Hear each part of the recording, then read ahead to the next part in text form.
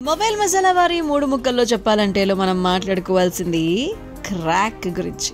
So కథలోకి వెళ్ళిపోతే, మైదాన్ అదొక ప్రత్యేకమైన క్రీడా ప్రపంచం. పోలాండ్లోని ఆ సామ్రాజ్యానికి రాజుగా వ్యవహరిస్తూ ఉంటాడు దేవ్. ప్రపంచవ్యాప్తంగా స్టంట్స్ లో ఆరితేరినటువంటి యువతకు రేసులవి నిర్వహిస్తూ వారికి అంటే గెలిచిన వారికి కోట్ల బహుమానాలు ఇస్తూ ఉంటాడు.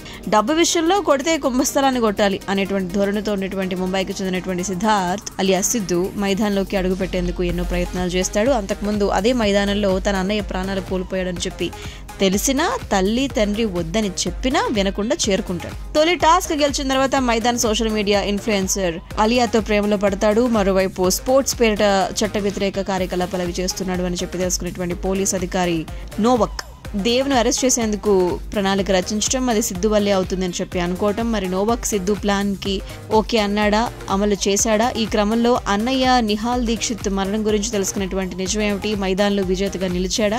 ఇవన్నీ తెలియాలి అంటే గనక మనం క్రాక్ చూసేయాల్సిందేనమాట. So number 2 sports action cinema. ఇది ఫాస్ట్ గా వెళ్తుంది. రైలుపై హీరో చేసేటువంటి ఆ సాహసాలు చాలా ఇంట్రెస్టింగ్ గా అనిపిస్తాయి అనమాట. అతని కుటుంబ నేపథ్యాన్ని పరిచయం చేస్తాడు. తర్వాత ఆలస్యం చేయకుండానే మైదాన ప్రపంచంలోకి ప్రేక్షకుని వెంటనే తీసుకెళ్లిపోతాడు. దేవ్ ఎంట్రీ చాలా కూల్ గా, అతను ఎంత క్రూరుడో నెక్స్ట్ సీన్ తోనే చెప్పేస్తారనమాట. మైదాన్ రూల్స్, అక్కడ జరిగేటువంటి రేసులు, super hit web series squid game ని కూడా మనకి తలపిస్తాయి అనమాట. అండ్ ఇక ఫైనలీ మాట్లాడుకుంటే నెంబర్ 3 విద్యుత్ జమాల్ అండ్ ఫైట్ సీక్వెన్సెస్ క్రేజీగా ఉంటాయి అనమాట. యాక్షన్ ప్రియులకు బాగా నచ్చేస్తుంది క్రాక్. మిస్ కాకుండా చూసేయచ్చు ఓటీటీలో.